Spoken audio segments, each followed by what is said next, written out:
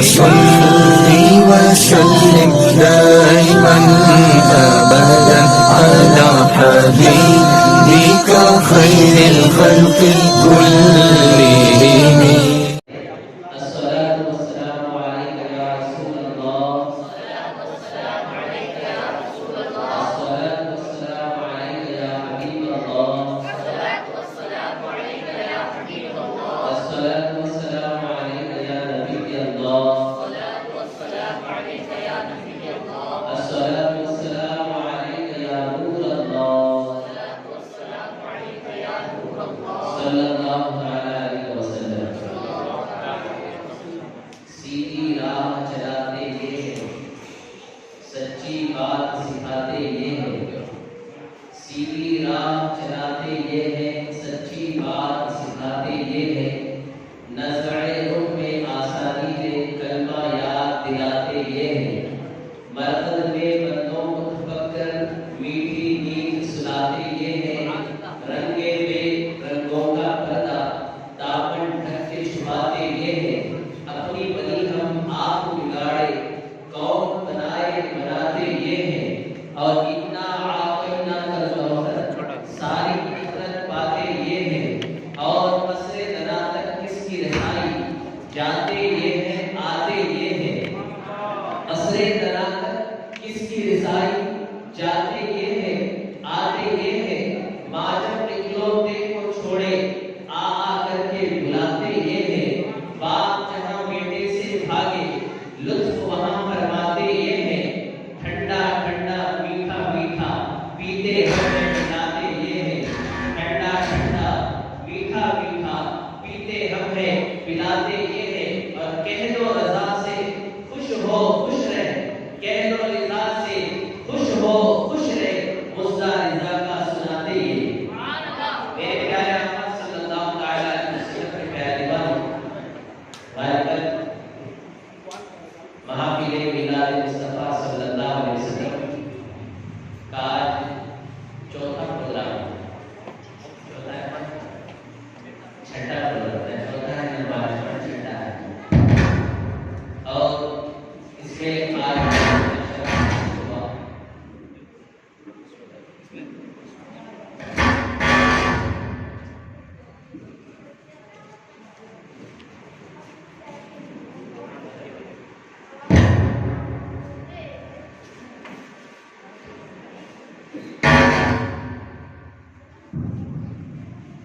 درود پاک پڑھیے. اللہم صلی علی سیدنا مولانا محمد وعلی آلہ وصحبہ وسلم. صلاۃ و سلام علیک یا رسول اللہ صلی اللہ علیہ وسلم. آپ کی توجہ ہے کچھ توجہ ہے ہم کچھ بولے آپ کو سنو تاکہ محفل کا لطف لے سکیں. دیکھیے یہ محفل وہ ہے نام محفل کا جس کی طرف نسبت ہوتی ہے اس کی وجہ سے وہ محفل عظمت والی بلند ہوتی ہے. اس میں چاہے لوگ ہوں یا نہ ہو اگر آپ نے اسے محفل میلاد مصطفیٰ کہا تو بڑی ہوئی ہے. اور اس میں اس کے آداب بھی ہوتے ہیں کہ جب بیٹھے یہ کوئی پولیٹیکل جیسا نہیں ہے. بالکل ادب کے ساتھ ذکر رسول سنیں. اپنے آقا کے حسن کا تذکرہ کریں. ان کی آنکھوں کا تذکرہ ہو. ان کی زلفوں کا تذکرہ ہو. ان کی پیشانی مبارک کا تذکرہ ہو. ان کی داڑھی مبارک کا تذکرہ ہو. ان کے کان مبارک کا تذکرہ ہو. ان کے سینے مبارک کا تذکرہ ہو. جب ہم قرآن پڑھتے ہیں اب آپ کہہ رہے ہیں کہ اردو میں بول رہا ہوں اگر ہم قرآن کی زبان میں کہیں چہرہ یاد آ تو کہا والضحیٰ. زلفوں کی یاد آئی تو کہا واللیل اذا سجا. اور جب آنکھوں کی باری آئی تو قرآن نے کہا ما زاغ البصر وما طغیٰ. جب زبان کی باری آئی تو قرآن نے کہا وما ينطق عن الهوى ان هو الا وحی یوحیٰ. قرآن نے کہا. جب نصر مبارک کی بات آئی تو قرآن نے کہا ید اللہ فوق ایدیہم کہہ کر قرآن نے یاد کروایا. جب سینے کی بات آئی تو کہا مشکات بھی کہا زجاجہ کہا. قرآن نے الگ الگ ناموں سے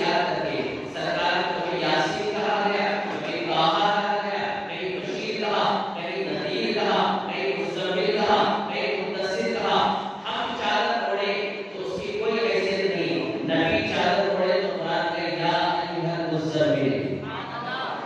ये है ज़िक्र रसूल। हमारी कोई मिसाल नहीं, हमारी कोई हैसियत नहीं, हमारा कोई मकाम नहीं, हमारी कोई अज़मत नहीं, जो कुछ है मुस्तफा के कदमों से।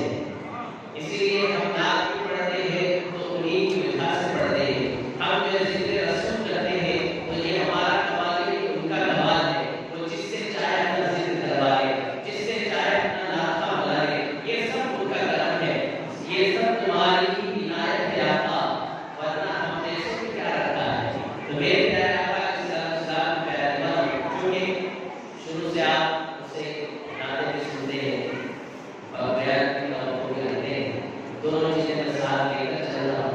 इंशाअल्लाह आज की ऐसी कुछ होगा कि कुछ नाते होंगी, कुछ बातें होंगी, नाते भी मदीने की, बातें भी मदीने की, जीने के लिए जीना है, क्या बात है जीने की।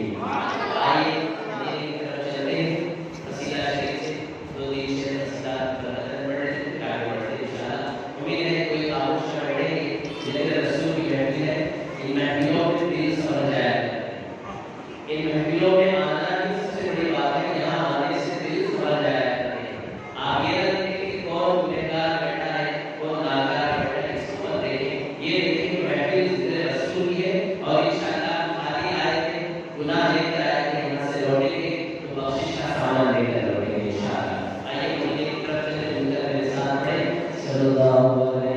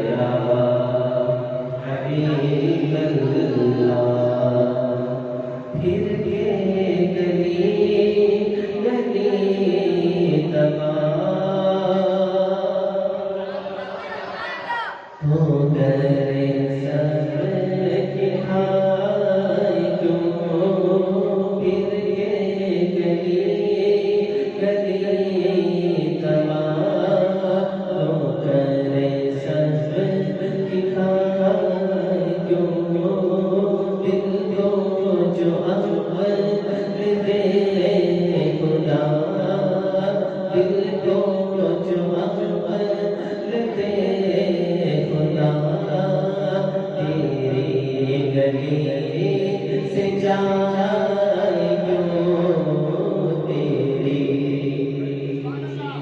سے جائے کیوں. غالب نے ایک شعر لکھا، غالب کا ایک شعر تھا، جس کو ہو جانو دل عزیز، جس کو ہو جانو دل عزیز، تیری گلی میں جائے تیری گلی میں جائے تو. اعلیٰ حضرت نے اسی ردیف اور قافیے کو اٹھا کر یہ لکھا، پھر کے گلی گلی تباہ ٹھوکریں سب کی کھائے تو، دل کو جو عقل دے خدا تیری گلی سے جائے تو. وہ گلی میں تھا یا گلی سے ہے. تو الحمدللہ یہ محبت کی بات ہے. دل کو جو عقل دے خدا، دل کو جو عقل دے خدا، تیری گلی سے جائے کیوں، تیری گلی سے جائے کیوں. رخصت قافلہ کشور غش سے ہمیں اٹھائے کیوں. رخصت قافلہ کشور غش سے ہمیں اٹھائے کیوں. سوتے ہیں ان کے سائے میں، سوتے ہیں ان کے سائے میں، کوئی ہمیں جگائے کیوں. دل کو جو عقل دے خدا، دل کو جو عقل دے خدا، تیری گلی سے جائے کیوں.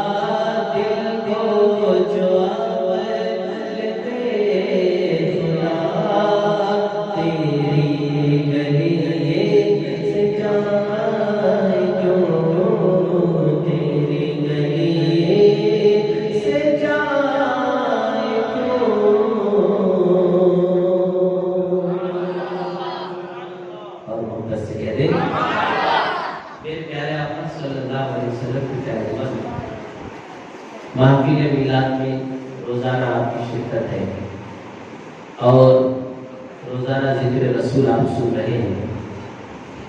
آئیے آج آپ کے سامنے میں سرکار کا ایک وصف اس کے بارے میں سنتے ہیں لعاب دہن کے حوالے سے. سرکار کا لعاب دہن کیسا تھا اس کے حوالے سے کچھ حدیثوں کی روشنی میں آپ کے سامنے آقا علیہ السلام کے لعاب کی شان کیا ہے آپ کے سامنے میں بیان کروں. جس سے کھاری کنویں شیرے جا بنے, جس سے کھاری کنویں شیرے جا بنے, اس زلال حلاوت پہ لاکھوں سلام. اور جب دانتوں کی بات آئی تو اعلیٰ حضرت فرماتے جس کے گچھے سے لچھے جھڑے نور کے, جس کے گچھے سے لچھے جھڑے نور کے, ان ستاروں کی نزہت پہ لاکھوں سلام. وہ دہن جس کی ہر بات وحی خدا, وہ دہن جس کی ہر بات وحی خدا, چشمہ علم و حکمت پہ لاکھوں سلام. وہ زبان جس کو سب کن کی کنجی کہیں, اس کی نافذ حکومت پہ لاکھوں سلام. جتنے اشعار اعلیٰ کے تھے سب سرکار کے دہن مبارک پر. اور وہ لابد ہے تھا کیسا, تھا کیسا. سیاہ ستہ کی تمام حدیثیں اٹھا کر کے دیکھیں, یہ احادیث طیبہ آپ کو مل جائے جن جن کا آج میں ذکر کرنے جا رہا ہوں. چونکہ 11ویں کا مہینہ ہے, سب سے پہلے سرکار درود پاک ہی سے آغاز کرتے ہیں. سرکار سیدنا درود پاک رضی اللہ تعالیٰ عنہ ایک مرتبہ خواب میں آقا کریم صلی اللہ علیہ وسلم کی زیارت کرتے ہیں. ادھر دیکھیں, ادھر توجہ, آپ کی توجہ ادھر ہے, ادھر دیکھیں, چھوٹی سی بات پہ موڑی ہے, ادھر دیکھیں. سرکار درود پاک رضی اللہ تعالیٰ عنہ نے خواب میں کسے دیکھا؟ ہمارے پیارے آقا صلی اللہ علیہ وسلم، اور سرکار فرماتے ہیں من رآنی فی المنام فقد رأى الحق، جس نے خواب میں مجھے دیکھا اس نے حق دیکھا، سبحان اللہ، مجھے ہی دیکھا، کیونکہ شیطان میری شکل میں نہیں آتا، سبحان اللہ، شیطان میری شکل میں نہیں آتا، کیونکہ ان جیسا کوئی ہے نہیں، اللہ نے ان جیسا کسی کو بنایا ہی نہیں، وَأَحْسَنَ مِنْكَ لَمْ تَرَقَتُ عَيْنِي وَأَجْمَلُ مِنْكَ لَمْ تَلِدِ النِّسَاءُ خُلِقْتَ مُبَرَّأً مِنْ كُلِّ عَيْبٍ كَأَنَّكَ قَدْ خُلِقْتَ كَمَا تَشَاءُ۔ یہ تو حضرت حسان نے سامنے پڑھ دیا آقا کریم صلی اللہ علیہ وسلم نے، تو یہ شان ان کی ہے، حسن تیرا سر دیکھا نہ سنا کہتے ہیں اگلے زمانے والے، یہ شان ہمارے آقا کی ہے۔ آقا کریم صلی اللہ علیہ وسلم کو حضرت سیدنا غوث پاک رضی اللہ تعالی عنہ نے خواب میں دیکھا، میرے آقا نے فرمایا بیٹے عبد القادر تم خطاب کیوں نہیں کرتے؟ توجہ ہے، تم خطاب کیوں نہیں کرتے؟ تو سرکار غوث پاک نے عرض کی یا رسول اللہ صلی اللہ علیہ وسلم، نانا جان بات یہ ہے کہ جتنے سامنے بیٹھتے یہ سب عربی ہیں، یہ اہل زبان ہیں، میں عجمی ہوں، میں کیسے ان کے سامنے خطاب کروں؟ میرے آقا صلی اللہ علیہ وسلم نے فرمایا عبد القادر اپنا منہ کھولو، اپنا منہ کھولو۔ میرے آقا نے 7 مرتبہ اپنا لعب دہن ان کے منہ میں ڈال دیا، 7 مرتبہ ڈال دیا۔ پھر مولا علی کو خواب میں دیکھا کہ وہ بھی تشریف لائے، مولا علی نے بھی ارشاد فرمایا بیٹے عبد القادر تم خطاب کیوں نہیں کرتے؟ بابا یہ سب عربی ہیں، یہ اہل زبان ہیں، میں کیسے ان کے سامنے خطاب کروں؟ تو میرے مولا علی نے ارشاد فرمایا اپنا منہ کھولو۔ انہوں نے اپنا منہ کھولا، سرکار غوث پاک کے منہ میں 6 مرتبہ اپنا لعاب مولا علی نے ان کے منہ میں ڈال دیا۔ عرض کیا گیا سرکار نے 7 مرتبہ ڈالا، آپ نے 6 مرتبہ کیوں ڈالا؟ کہا میں علی ہوں نبی نہیں ہوں، میں علی ہوں نبی نہیں ہوں۔ گویا مولا علی بتا رہے ہیں کہ میں مولا علی ہوں تمہارے لیے، اور میرے آقا نے فرما دیا جس کا میں مولا ہوں اس کے علی مولا ہے، تم سب کے لیے مولا ہو سکتے ہیں، لیکن مولا علی مصطفیٰ کے غلاموں میں سے ہے، داماد مصطفیٰ ہے، اور میرے آقا صلی اللہ علیہ وسلم کے چچیرے بھائی بھی ہیں۔ یہ تمام شرف حاصل ہوتے ہوئے آپ یہ بتا رہے ہیں کہ میں نبی کی برابری نہیں کر سکتا، تو گویا غوث پاک کے منہ میں لعب دہن ڈالا ہے۔ اب خطاب کی شان کیا ہو گئی؟ جب میرے غوث پاک خطاب فرماتے تھے ایک وقت میں 50,000 کا مجمع ہوتا تھا، لعب دہن ڈالا گیا منہ میں، کیا شان ہوئی؟ ایک وقت میں 50,000 خطاب۔ جب غوث پاک خطاب فرما رہے ہیں ابھی الحمدللہ کہتے ہیں لوگ کپڑے پھاڑ لیتے ہیں، وجد میں آ جاتے ہیں، آخر وہ زبان میں کون سی تاثیر آ گئی؟ یقیناً سرکار غوث پاک کو اللہ نے ایسی زبان عطا فرمائی، کیوں نہ ہو وہ اولاد مصطفیٰ ہیں، کیوں نہ ہو وہ مصطفیٰ کے پیارے ہیں، وہ محبوب کے محبوب ہیں، محبوب سبحانی ہیں، یہ شان اللہ نے ان کو عطا فرمائی۔ اب دیکھو خطاب فرما رہے ہیں، آپ خطاب فرما رہے ہیں، 50,000 کا مجمع ہے، ہمیں چھوٹے سے حال میں اگر خطاب کرنا ہو مائک کی ضرورت پڑتی ہے، پھر آواز بیٹھ جائے گی، کہیں ایسا نہ ہو کہ آواز نہ بیٹھ جائے، لوگ مائک کا اہتمام کرتے ہیں تاکہ مائک میں بولے سب کو برابر سنائی دے، آگے والے پیچھے والے کو برابر سنائی دے۔ مائک کے بغیر بولیں گے نہ بولنے والے کو جو ہے اتنی طاقت میسر آتی ہے، نہ سننے والوں کو پیچھے والوں کو سنائی دے گا۔ لیکن غوث پاک کی شان دیکھو، میرے آقا کا معجزہ یہ ہے جب میرے آقا خطاب فرماتے سامنے والی صف میں بیٹھنے والے شخص کو جتنی آواز میں سنائی دیتا، اگر 1,00,000 کا مجمع ہو پیچھے بیٹھنے والے کو اتنا ہی سنائی دیتا۔ یہ میرے حضور کا معجزہ ہے، لیکن یہی چیز غوث پاک کو عطا ہوئی۔ تو میرے غوث پاک کی کرامت دیکھو کہ آپ یہاں خطاب فرما رہے ہیں، ولایت کے تاجدار نے جب خطاب فرمایا سامنے بیٹھنے والا جتنا سنتا ہے پیچھے آخر میں بیٹھنے والا اتنا ہی سنتا ہے، یہ غوث پاک کو کرامت عطا ہوئی۔ اب پتا چلا لعب دہن کی کیا شان کر گئی، ایک مرتبہ کیا ڈالا، سرکار نے ان کے منہ میں لعب دہن ڈال دیا، اب خطاب کی شان یہ بن گئی۔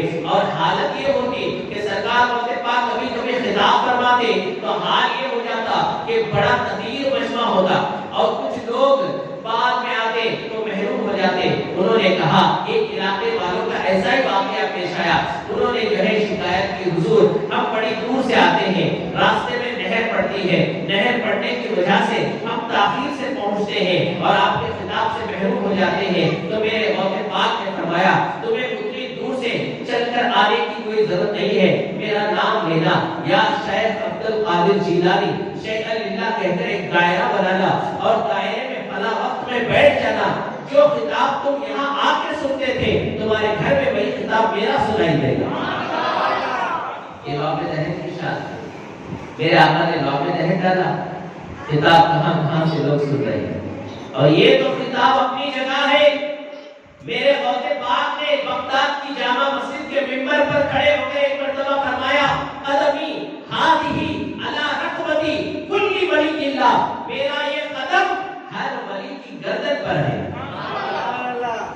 اب لکھنے والوں نے کتابوں میں لکھا, جو عالم ارواح میں تھے انہوں نے بھی سر جھکایا,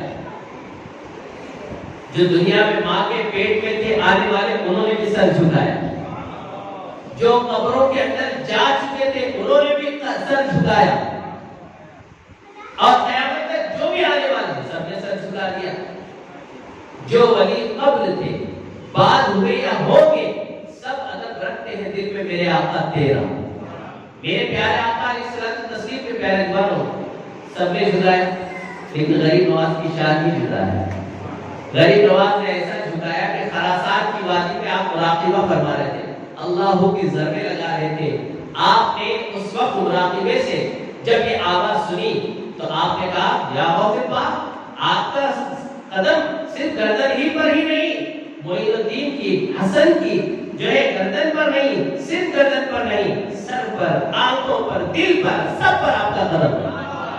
اور اسی وقت غوث پاک نے خراسان کہاں ہے, بغداد کہاں ہے, ٹیلی فون نہیں, کوئی آج کی طرح ٹیکنالوجی بھی نہیں کہ سنائی دے. پتہ چلا یہ روحانی کنیکشن تھا, روحانی کنیکشن تھا, اور اتنا مضبوط تھا کہ بغداد میں اعلان ہو رہا ہے, عالم ارواح میں سن رہے ہیں, خراسان میں سن رہے ہیں. اور اس وقت غوث پاک نے یہ جواب بھی سنا کہ سب سے بہتر جواب جس نے دیا وہ غیاث الدین کے بیٹے حسن نے دیا ہے, ہم نے اسے ہند کا بادشاہ بنا دیا. اور خواجہ کو ایسا بادشاہ بنایا 800 سال ہو گئے آج بھی بادشاہ ہے. یہ دہن کی شان ہے. میرے آقا نے اپنا لوح دہن کیا ڈال دیا غوث پاک کے زبان مبارک پر. اس کی شان کیا ہو گئی, زبان ان کی تھی, بولنا مصطفیٰ کا تھا. ایک چیز یہ تو غوث پاک رضی اللہ تعالیٰ کا بھی ذکر ہو گیا. دہن کی بات آئی تھی, ذکر غوث پاک کا. ویسے مہینہ بھی انہی کا ہے اور کل 11ویں کی تاریخ بھی آنے والی ہے. ویسے ہونا بھی چاہیے تھا, وہ ہو گیا الحمدللہ. یہ وہاں سے بھی ذکر ہو گیا. یہی لوح دہن ہے.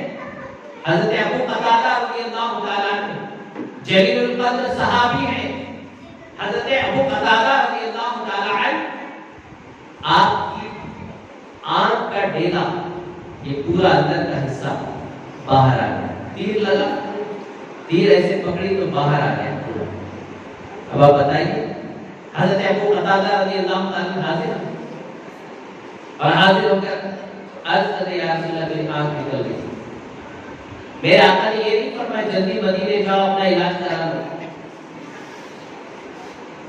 سرکار علیہ الصلوۃ والتسلیم نے اپنا لوح دہن لیا, آنکھ پہ لگایا, آنکھ رکھ دی, نہ زخم ہے نہ نشان. حضرت ابو قتادہ سے پوچھو اے ابو قتادہ آنکھ کا حال کیا ہوا؟ تیر لگا تھا تو پوری باہر بھی, پھر میرے آقا نے لوح دہن ڈالا تو اس کا کیا ہوا؟ کہتے بائی سے زیادہ سیدھی نظر آنے لگی اور زیادہ روشنی بڑھ گئی.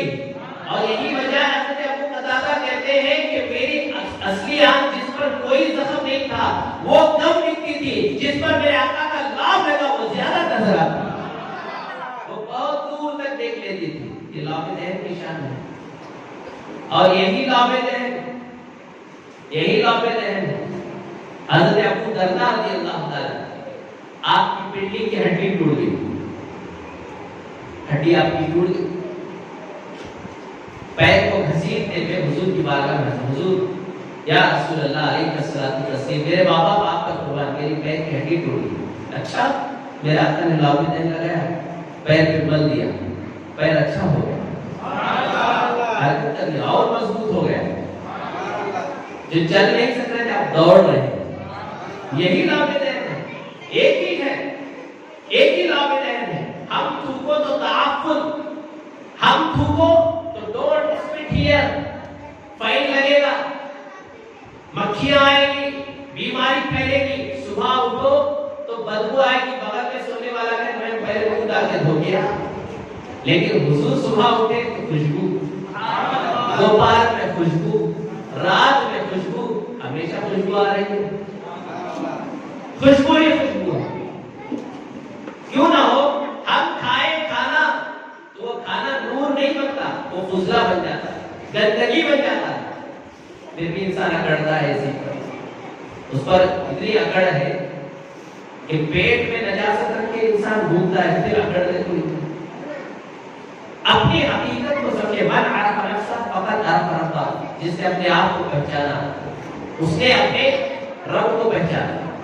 مولا علی فرماتے ہیں سنو، گناہ کر کے توبہ کر لینا بہتر ہے اکڑنے سے. اکڑنے سے، تکبر کرنے سے بہتر ہے کہ گناہ کر کے توبہ کر لینا. اسی لیے تکبر مت پیدا کیجیے.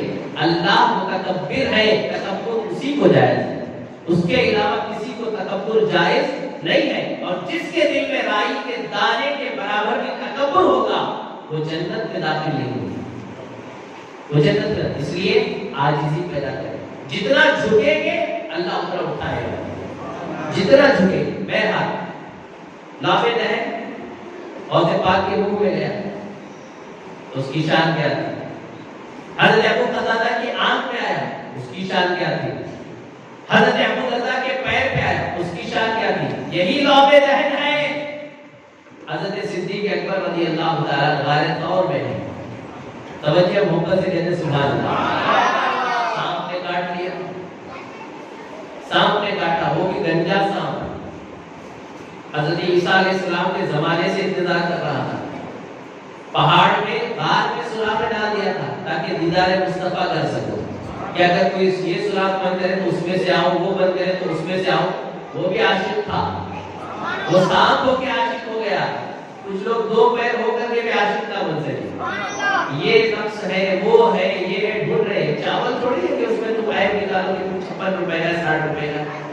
نبی کی ذات میں عیب ڈھونڈ رہے ہو جاتے.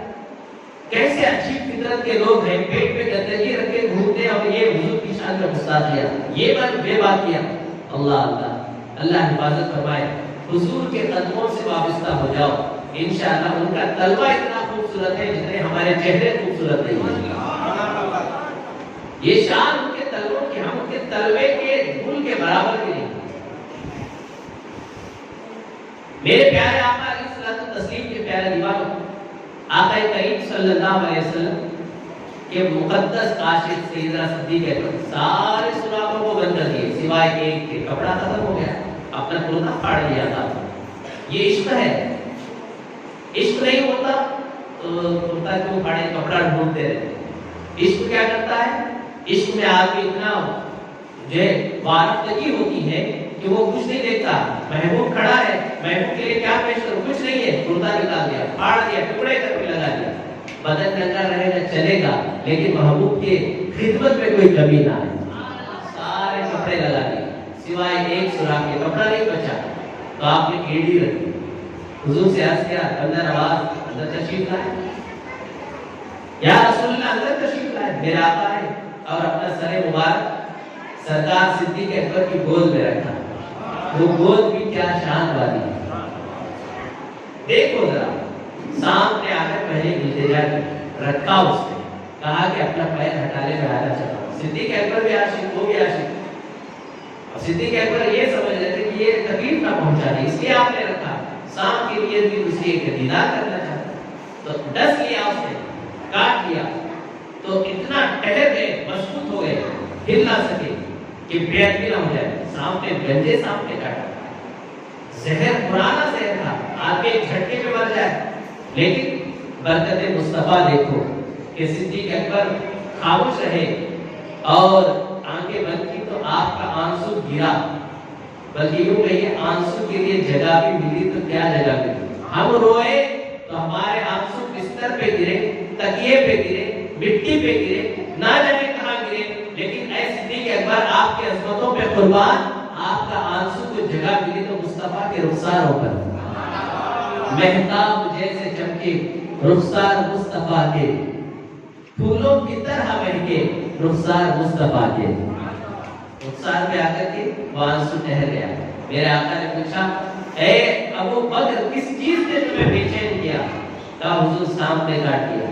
صدیق اکبر سے میرے آقا نے یہ نہیں کہا جلدی بھاگو مکے کی طرف بھاگو کبھی مل جائے، میرے آقا نے فوراً اپنا لعب دہن، محبت سے بولو وہی لعب دہن ان کی پیر پہ ڈال دیا، شفا ہو گیا۔ اور آج بھی فرمایا گیا جس نے بھی صدیق اکبر کے خاندان کا کوئی فرد ہے، سیدھا پاؤں یا بایاں پاؤں مجھے یاد نہیں آ رہا ہے، لیکن اتنا ہے کہ ان کے اگر خاندان کا کوئی فرد ہے جس پیر پہ صدیق اکبر کے سانپ نے کاٹا تھا، وہی پیر ان کے اولاد میں سے کسی کا پیر کھلا کر سانپ کے کاٹے ہوئے کو پانی پلا دیا جائے تو اللہ آج بھی شفا عطا فرمائے گا۔ لعب دہن ڈالا کب تھا میرے آقا نے؟ 14 صدی پہلے، لیکن اس کی برکت آج بھی ان کے اولاد کے قدم میں ہے۔ یہ ہے شان میرے آقا کے لعب دہن۔ اب آئیے اور آگے بڑھے، یہی لعب دہن ہے، یہی لعب دہن ہے امام حسن کے منہ میں ڈالا، امام حسین کے منہ میں ڈالا گیا، اور یہی لعب دہن جابر کی ہانڈی میں پڑ جاتا ہے، جابر کی ہانڈی ہے۔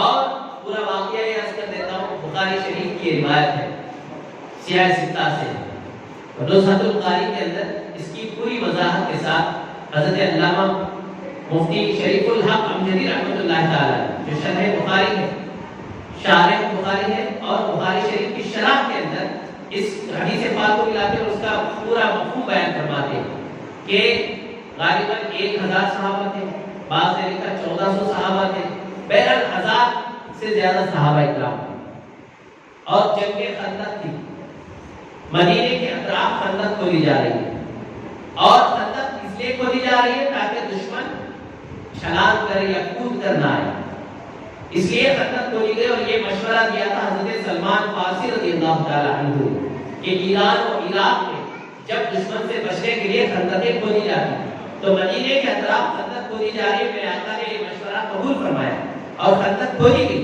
خندق کھودتے کھودتے ایک ایسی چٹان آئی کہ اس چٹان پر پتھر مار رہے ہیں، ہتھوڑا مارا جا رہا ہے، لوہے کے ضربے لگائے جا رہے ہیں، لیکن ٹوٹ نہیں رہی۔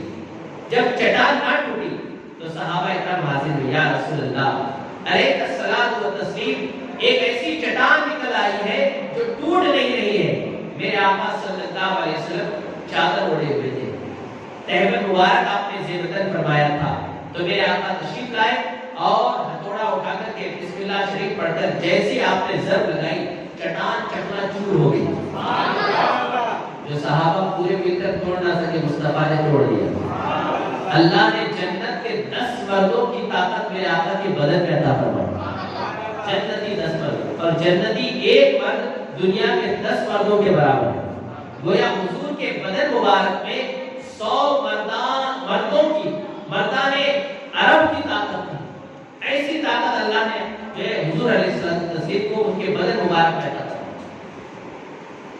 اب آپ دیکھیں میرے آقا نے ضرب لگائی، جب ضرب لگائی تو چٹان ٹکڑے ہو گئی، ایک روشنی نکلی۔ میرے آقا نے سب فرمایا قیصر بھی فتح ہو گیا، کسرا بھی فتح ہو گیا۔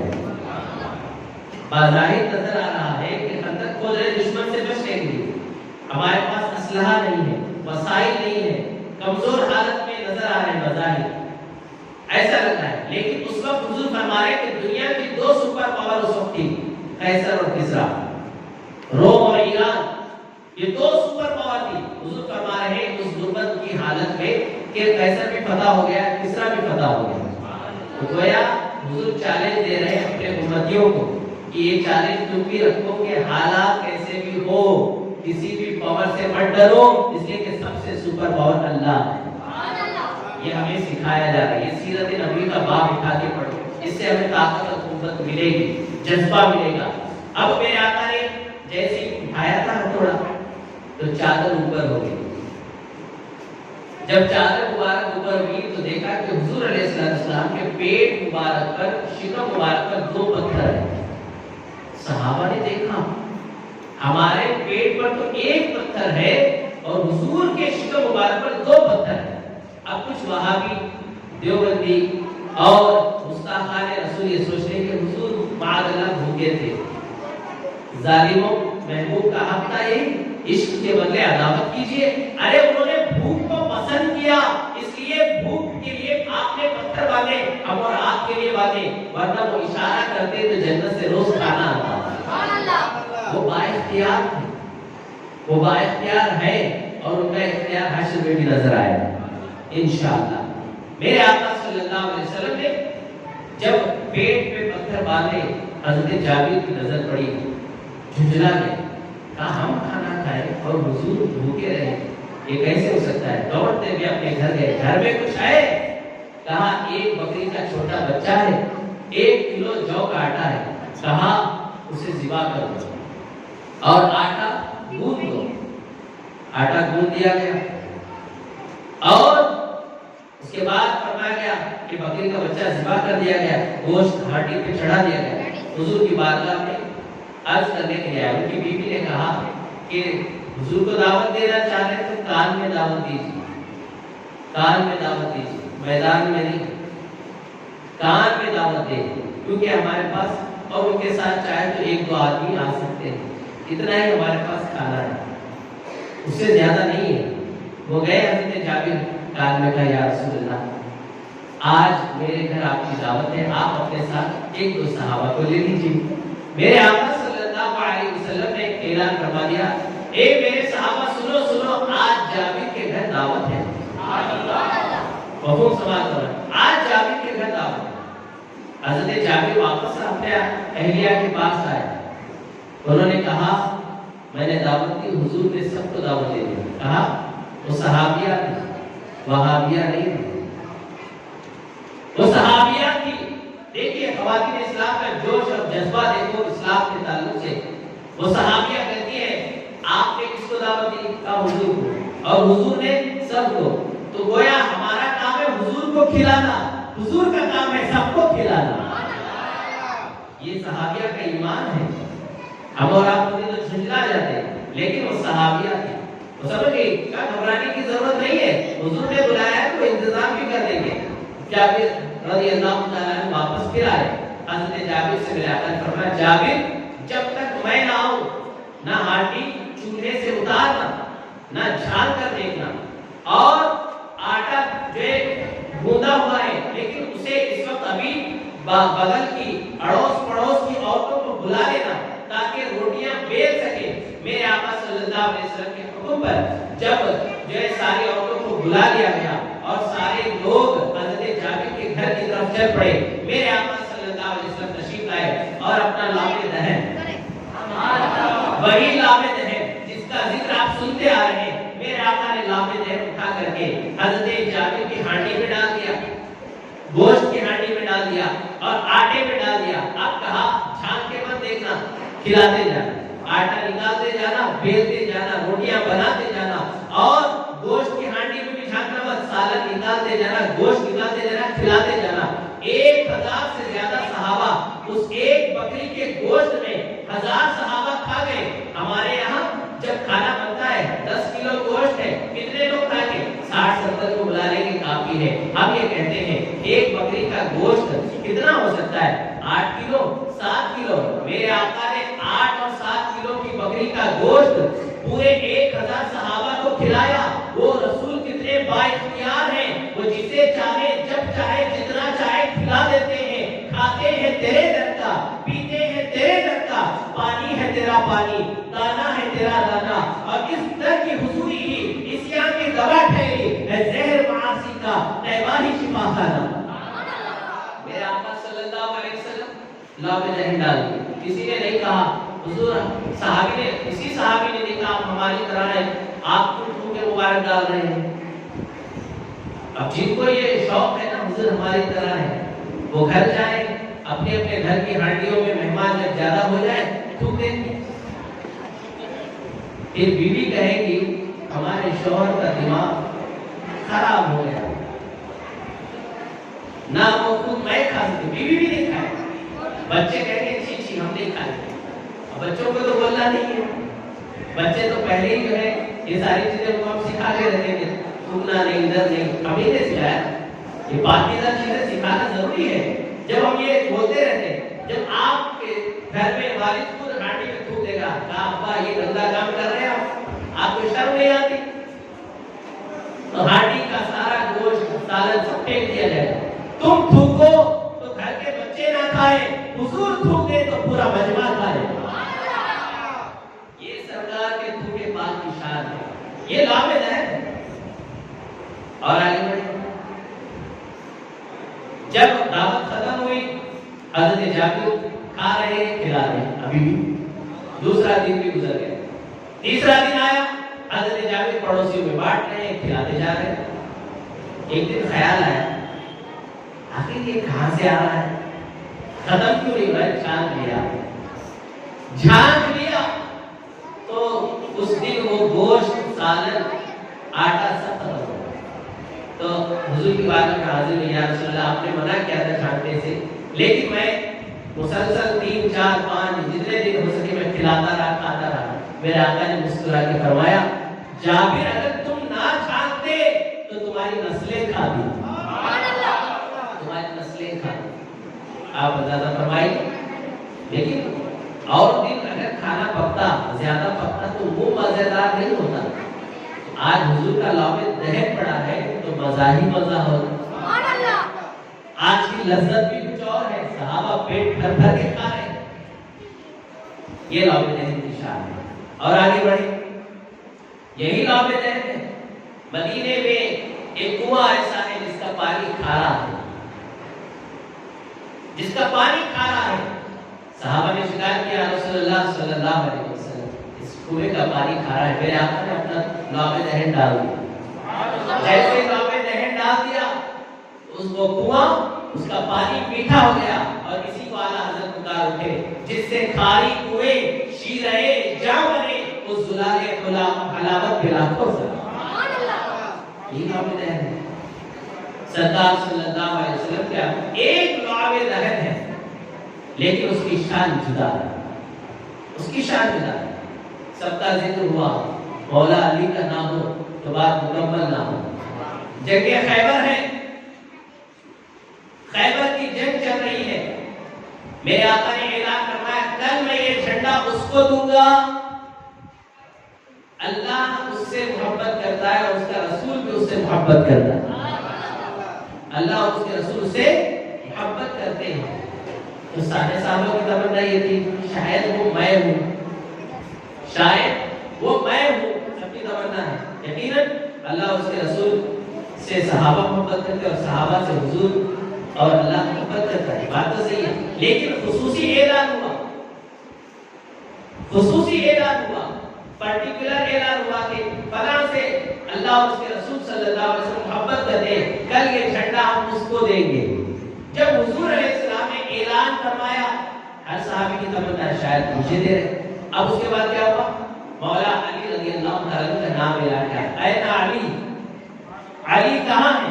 کہا گیا حضرت علی کو آنسو پہ چشم ہو گیا. اب جیسے ہوتا ہے آنکھ آ گئی، سرخ ہو جاتی ہے آنکھیں، درد ہوتا ہے، آنکھیں کھلتی نہیں ہے. جب آنکھیں نہ کھلے تو کام کیا ہوگا؟ اور کام نہیں ہوگا تو جنگ کیسے ہو سکتی ہے؟ جب ناموری کام نہیں ہو سکتا تو جنگ کیسے ہو سکتی ہے؟ جب میرے آقا نے اعلان فرمایا تو حضرت علی کو لایا گیا. حضرت علی سے پوچھا علی کیا بات ہے؟ کہا حضور آنسو پہ چشم ہے، آنکھیں آ گئی ہے. کہا اچھی بات ہے. میرے آقا نے اپنا لابد دہن لیا، آنکھوں میں ڈال دیا. تھوڑی دیر کے بعد حضرت علی نے آنکھیں کھولی تو آنکھیں صاف ہو گئی، آنکھیں اچھی نظر آنے لگی، طاقت آ گئی، درد ختم ہو گیا، پانی جو رس رہا تھا پانی نکلنا بند ہو گیا. اب میرے آقا نے کہا علی یہ جھنڈا لو اور جاؤ. اب شان کیا ہوئی؟ میرے آقا نے لابد دہن ادھر ڈالا، قوت ملی. اب اس کے بعد وہ صحابہ جو خیبر کے دروازے کو نکالنے کی کوشش کر رہے تھے، توڑنے کی کوشش کر رہے تھے، سارے صحابہ مل کر توڑ نہ سکے.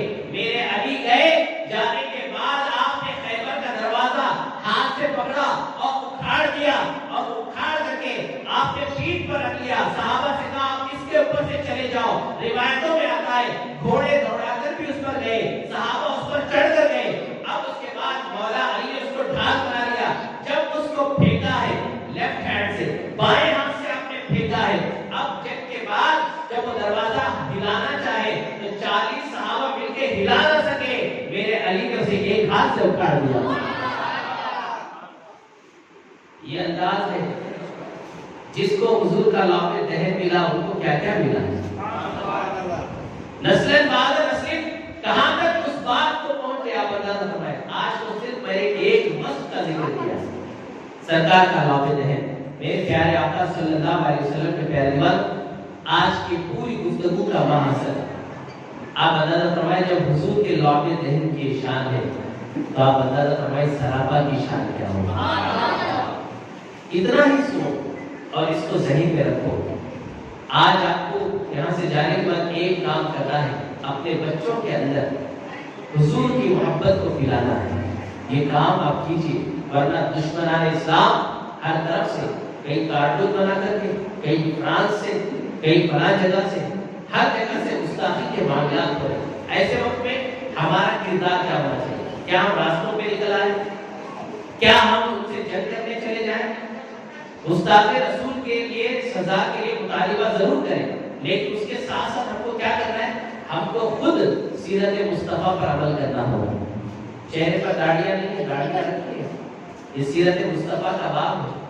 سر پہ ٹوپیاں نہیں ہے, ٹوپیاں سجاؤ, عمامے سجاؤ, اسلامی لباس پہنو. ہماری ماں اور بہنیں پردے کی پابندی کریں, گھر میں بیٹھ کر بچوں کو ذکر رسول کریں, سنائیں, ان کے ساتھ بیٹھ کر ذکر رسول کریں. غوث پاک کے واقعات بتاتا کہ بچپن ہی سے دماغ میں, بچوں کا دماغ کچی دیوار ہوتا ہے.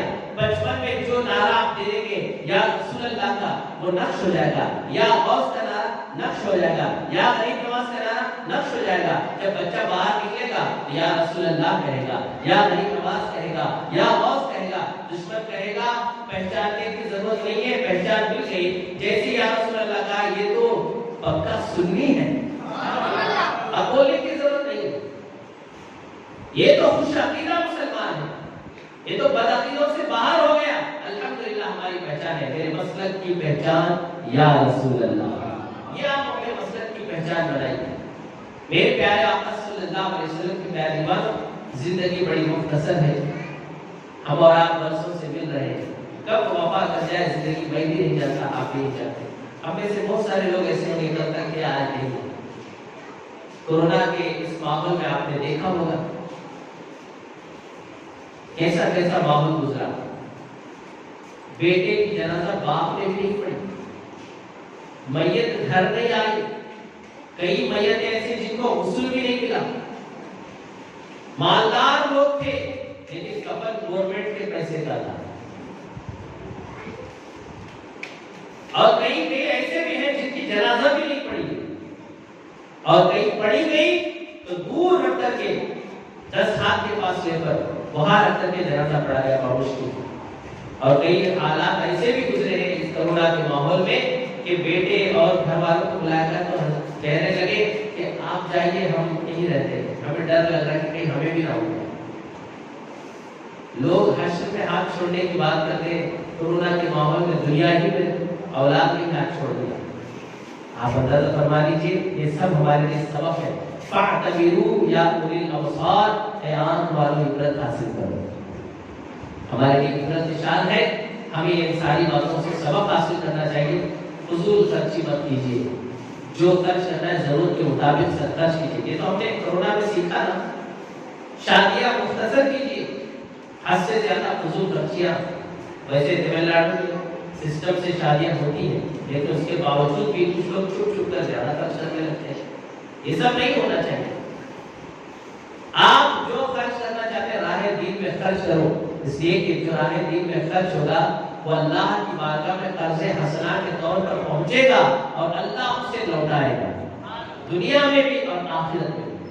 اور ایک عادت بنائی اپنی, نمازوں کے ساتھ ساتھ درود شریف کی کثرت کیجیے, درود شریف کی کثرت کیجیے. اس لیے کہ فرمایا گیا جو دن میں 50 مرتبہ مجھ پر درود شریف پڑھے اس کا عادی ہو جائے. 50 مرتبہ, کتنے مرتبہ؟ ذرا زور سے بولو. 50. اگر ایک نماز کے بعد 10 مرتبہ پڑھ لے تو 5 نمازوں میں کتنے ہو گئے؟ اور میرے خیال سے 10 مرتبہ درود شریف پڑھنے 20 سیکنڈ بھی نہیں لگے گا, اچھے انداز میں پڑھیں گے 20 سیکنڈ. فرمایا گیا جو دن میں مجھ پر 50 مرتبہ درود شریف پڑھے قیامت کے دن میں اس سے مصافحہ کروں گا. لوگ پی ایم سے، سی ایم سے، ایم پی سے، جو لوگ 5 سال کی کرسی پر بیٹھے عہدے کو دیکھ کر کے مصافحہ کرنا چاہتے ہیں، ملنا، شیک ہینڈ کرنا چاہتے ہیں اور اس کے ساتھ سیلفی بھی لیتے ہیں تاکہ دنیا دیکھ لے کہ وہ اس سے مل کے آئے. یہاں حضور فرما رہے ہیں تم درود پڑھو، قیامت کے دن میں تم سے ملوں گا، میں تم سے مصافحہ کروں. اور قیامت کے دن مصطفیٰ کریم صلی اللہ علیہ وسلم مصافحہ کریں گے تو پورا اہل حشر، پورا حشر کا میدان تمہیں دیکھے گا اور لوگ کہیں گے یہ کتنا خوش نصیب ہے جو مصطفیٰ کریم سے مصافحہ کر رہا ہے. عادت بنائیں گے انشاءاللہ. اور فرمایا گیا جو 100 مرتبہ مجھ پر دن میں درود شریف پڑھے، یہ آپ سب کی ضرورت ہے، میری ضرورت ہے، سب کی ضرورت ہے. فرمایا جو 100 مرتبہ دن میں مجھ پر درود پاک پڑھے، اللہ اس کی 100 حاجتوں کو پورا فرمائے گا، جس میں 30 دنیا کی ہوگی اور 70 آخرت کی ہوگی. کوشش کریں گے انشاءاللہ. ہر نماز کے بعد 20 بار پڑھ لو. 5 نمازوں میں کتنے ہو گئے؟ 100. تو اس طریقے سے 100 مرتبہ درود شریف کی عادت بنا لیں. میں امید کرتا ہوں آج کے اس کتاب سے یہاں سے کچھ لے کر کے جائیں. آئیے واضح پاک کی منقبت پڑھتے ہیں، پھر انشاءاللہ تعالی ایک گفتگو کا اختتام کرتے ہیں. امید کرتا ہوں کہ جتنا سنا ہے اللہ مجھے سب سے پہلے اور آپ سب کو بھی عمل کرنے کی توفیق عطا فرمائے. چونکہ واضح پاک کا مہینہ ہے، منقبت پڑھ کے انشاءاللہ ہم اپنی گفتگو کا اختتام کرتے ہیں. صلی اللہ علیہ رسول اللہ وسلم علیہ یا حبیب اللہ صلی اللہ علیہ یا رسول اللہ وسلم علیہ یا حبیب